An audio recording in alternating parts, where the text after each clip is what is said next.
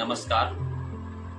આજે આપણે ધોરણ 11 નામાના મૂળ તત્વ વિષયમાં ભાગ 1 પ્રકરણ 2 વ્યવહારની દ્વિઅસર અને ખાતાના પ્રકારોમાં ઉધાર જમાના નિયમો વિશે અભ્યાસ કરીશું. ઉધાર જમાના નિયમો એ નામાના આધાર સ્તંભ બરાબર છે. તેથી ઉધાર જમાના નિયમોની સમજ હોવી જોઈએ અને ઉધાર જમાના નિયમોની સમજ અને જાણકારી હોય તો જ નામું સાચી રીતે લખી શકાય છે. ઉધાર જમાના નિયમો શીખતા પહેલા આપણે ખાતાના કેટલા અને કયા કયા પ્રકાર છે તે વિશે અભ્યાસ કરીએ. તો ખાતાના બે પ્રકાર છે, વ્યક્તિ ખાતું અને બિન વ્યક્તિ ખાતું. બિન વ્યક્તિ ખાતુંના બે પ્રકાર છે, માલ મિલકત પ્રકારનું ખાતું અને ઉપજ ખર્ચ પ્રકારનું ખાતું. આમ સામાન્ય રીતે જોઈએ તો ખાતાના 3 પ્રકાર છે, વ્યક્તિ ખાતું, માલ મિલકત પ્રકારનું ખાતું અને ઉપજ ખર્ચ પ્રકારનું ખાતું. તો આ 3 ખાતા માટે ઉધાર જમાના નિયમો અલગ અલગ છે. તો એ ઉધાર જમાના નિયમો આજે આપણે શીખીએ. સૌપ્રથમ છે વ્યક્તિ પ્રકારના ખાતાનો નિયમ, એટલે વ્યક્તિ ખાતાનો. વ્યક્તિ ખાતાના નિયમમાં લાભ લેનાર ખાતે ઉધાર થાય અને લાભ આપનાર ખાતે જમા થાય. એટલે કે જે વ્યક્તિ લાભ લેનાર છે તેના ખાતે આપણે ઉધાર કરવું પડે અને જે વ્યક્તિ લાભ આપનાર છે તેના ખાતે આપણે જમા કરવું.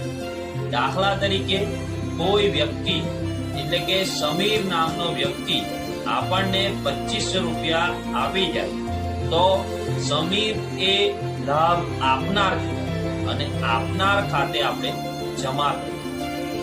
એ જ રીતે જો કોઈ વ્યક્તિને એટલે હર્ષદને આપણે રૂપિયા 2000 ચૂકવીએ તો હર્ષદ એ લાભ લેનાર કહેવાય અને લાભ લેનાર ખાતે ઉધાર કરવું પડે.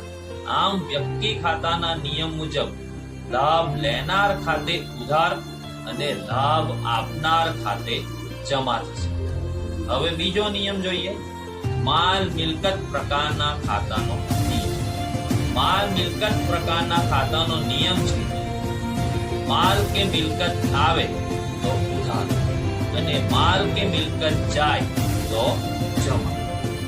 એટલે કે જ્યારે પણ ધંધામાં માલ કે મિલકત આવશે ત્યારે આપણે તે માલ કે મિલકત ખાતે ઉધાર કરવું પડશે અને જ્યારે પણ ધંધામાંથી માલ કે મિલકત જાય ત્યારે તે માલ કે મિલકતને આપણે જમા કરવું પડશે. દાખલા તરીકે ધંધામાં રૂપિયા 2000 ની રોકડ આવે છે. રોકડ આવે છે એટલે આ નિયમ મુજબ રોકડ ખાતું ઉધાર થશે. તે જ રીતે ધંધામાંથી રૂપિયા 5000 જાય છે તો આમાં રોકડ જાય છે તેથી રોકડ ખાતું જમા થશે. તે જ રીતે કોઈ મિલકત આવે એટલે કે આપણે ખરીદીએ તો તે મિલકત ખાતે ઉધાર થશે અને કોઈ મિલકત આપણે વેચીએ તો તે મિલકત ખાતે જમા થશે. આમ માલ મિલકત ખાતાનો નિયમ છે, આવે તો ઉધાર અને જાય તો જમા. હવે આપણે ત્રીજો અને અંતિમ નિયમ શીખીએ તો તે ઉપજ ખર્ચ ખાતાનો નિયમ છે. જ્યારે ખર્ચ કે નુકસાન થાય ત્યારે તે ખાતું ઉધાર અને જ્યારે આવક કે ઉપજ થાય ત્યારે તે ખાતું જમા થશે. એટલે કે ધંધામાં કોઈ ખર્ચ થાય કે નુકસાન થાય તો તે ખર્ચ કે નુકસાનનું ખાતું આપણે ઉધાર કરવું પડે અને ધંધામાં કોઈ ઉપજ કે આવક થાય તો તે ઉપજ કે આવકનું ખાતું આપણે જમા કરવું પડે. એટલે કે કોઈ કર્મચારીને આપણે પગારના રૂપિયા 5000 ચૂકવીએ તો પગાર એ ધંધા માટે ખર્ચ છે તેથી પગાર ખાતું ઉધાર થશે.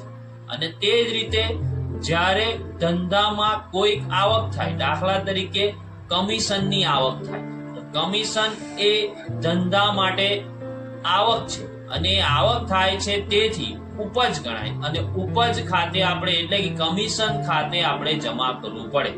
આમ ઉધાર જમાના નિયમો ભારતમાં 3 પ્રકારના ખાતાના નિયમો છે: વ્યક્તિ ખાતાનો નિયમ, માલ મિલકત ખાતાનો નિયમ અને ઉપજ ખર્ચ ખાતાનો નિયમ. મને આશા છે કે તમને સારી સમજ પડી હશે.